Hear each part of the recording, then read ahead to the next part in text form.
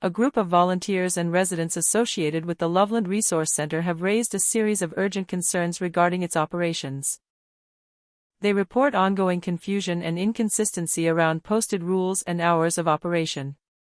While a printed copy of the rules was shared, the guidelines appear to change frequently, such as requiring tents to be taken down each morning and reassembled each evening, adding unnecessary hardship to individuals already facing homelessness.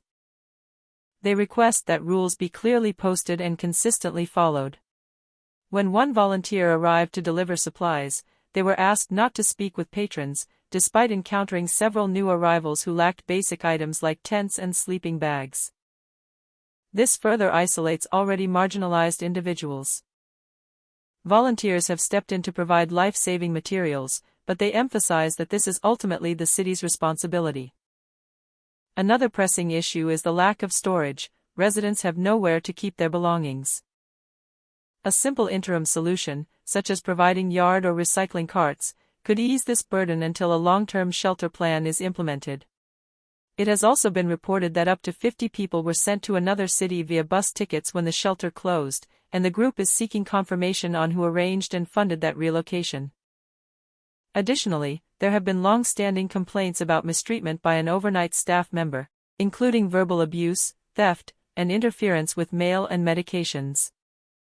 The group requests clarity on whether this individual is still employed.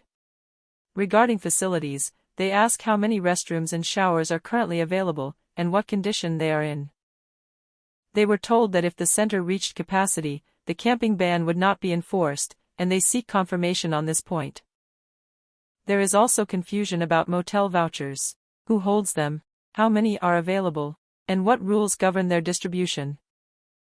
Affluent individuals have been asking how the vouchers work for weeks, and if they haven't been given an answer, it's hard to imagine that this process has been navigable for those in distress.